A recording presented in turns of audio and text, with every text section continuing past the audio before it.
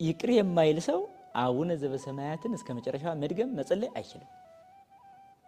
በቃ ይሄ ምክንያቱም ይሄ ሰው ሁለት በደል ይፈጽማል አቡነ ዘበሰማያትን በመድገሙ። እንዴት? አንደኛ የመጀመሪያው በደል አለ። ምን የሚለው ይቅር አልልም ማለቱ። ሁለተኛ ደግሞ ይቅር ሳይል ይቅር እንደምንል ብሎ ደግሞ ይቅር ባይ ሆኖ ደግሞ እዚህ ጋር ማውራቱ። ስለዚህ ቂምም ውሸትም እየሰራ ነው ይሰው። አቡነ ዘበሰማያት ደግሞ በመታወቀው ነገር ራስን እያነጻ ጭምር ነው የምትጸልየው። ስለዚህ በደላችን ይቅር በለን እኛም የበደሉንን ይቅር እንደምንል ነው።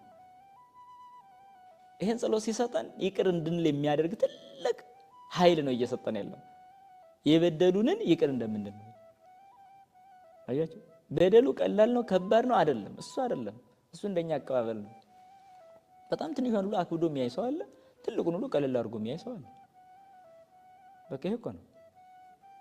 ለምሳሌ በቃ ጥቂት ገንዘብ የተወሰደበትም ብዙ ገንዘብ የተወሰደበትም በእይታው ግን ልዩነት ብዙ የተወሰደበት እንደ ጥቂት እንደ ብዙ ሊታይ ይችላል። ይሄ የየራሱ ደረጃ ነው። ሆኖም ግን ጸሎቱ ራሱ አያሳልፈንም ነው። አንተ በቃ ይቅርም ቢያለኝ ካለ አቡነ ዘበሰማያትን መድገም ማቆም ይኖርበታል እንደማለት ነው። እኔ አስታውሳለሁ በገጠር እንደው በዚህ ማስታረቅ ስራ ላይ ደስ ነው የሚለኝና እኔ ሳልወለድ የተጣሉ ሰዎች ነበሩ። አንዱ አባቴ ነው፣ አንዱ ደግሞ ጎረቤት ነው። እኔ ሳልወለድ ነው የተጣሉት። ከተወለድን በኋላ የምናውቀው ተጣልተው ነው እንጂ ከዛ በኋላ በሆነ ነገር ተጣሉ የሚባል አይደለም። ተጣልተው የሚኖሩበት ራሱ ይሄ ነው የሚባል ግን አይደለም። እና ይኖራሉ። እና እኔ እያደኩ መጣሁና አንድ ስራ ለሰራ ሰው እስኪ እነዚህ ሁለቱን ላስታርቅ። በጣም ገረም የሚያደርገው ደግሞ በመካከል ላይ ብዙ ሽማግሌዎች ተነስተው መልሰው አባብሰዋቸው ነው የሚተው እንጂ ማሳረግ አይችሉም። ሁለቱም ጋጠ ወጥ አይነት እየሆኑ ማለት ነው። እና ይቸገራሉ። በቃ እስኪ ብዬ አባቴን ሳማክረው ከሱ ጋር በል እንዳትሞክር እንዳታስብ። ከዛ ደግሞ ያኛውንም ሳማክረው ከሱ ጋር በል በቃ ሁለቱም ጽንፍ የያዙ ማለት ነው። እና በጣም ከፋኝ። እንዴት ነው ማደርገው?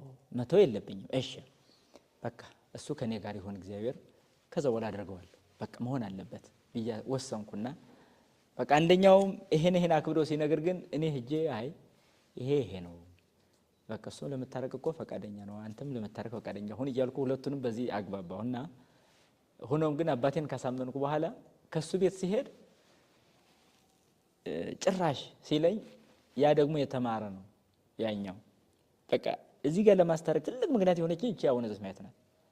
በቃ እሺ አቡነ ዘበሰማያት ብለህ ትጸልያለህ ወይ አልኩት። አዎ አለኝ። እሺ ጌታዬ የበደሉን ይቅር እንደምንል አንተም ይቅር በለን የሚለውን ቃል አልፈ መጸለይ አለበት። የደተማን ታርቢም ቢብልሃል። ከዛ ይህን ሰው የጠየቅኩት ጠብ የተጀመረው መቼ ነው ስለው ሰውየው ያውቃል። በዕለተ እሑድ ነው አለኝ። እሺ በዕለተ እሑድ ከሆነ ጠብ የተጀመረው እርቅ ሊፈጸም ሲባል አልታረቅም ብሎ የቀረውስ ማን ነው አልኩት። ዲያብሎስ ነው አለኝ። በቃ ራሱ መለሰው። አሁን እኔ ሌላ ምንም አያስፈልግም። ስለዚህ አሁን አልታረቅም የምትል አንተ ማነህ እንበልህ? ማን እንበልህ? ከዛ በኋላ ነገሩ ሁሉ ቀየረና አይ አንተ የኛ የልጅ ልትሆን እንደው በጣም ህፃን ስትሆን ይሄን ስታስብ እኛ ትልቆቹ አብደን ልንኖር በቃ አሁን ነው ታረቃለሁ ብሎኛል። እና እቺ አቡነ ዘበሰማያት ውስጥ ያለችው ቃል በትክክል ለሚያስብ ሰው አታስተላልፍም። በቃ የበደሉን ይቅር እንደምንል ማለት አይቻልም። በቃ አሁን እንኖር ከተባለ አሁን ይሄን የሚጸልይ አይደለም የጠፋው፣ ይቅር ባይ ነው የጠፋው። እና ስለዚህ ሰውን ሳይ ሁሉ ያስጠላኛል ካለ ይሄ ሰው እየጸለየ አይደለም።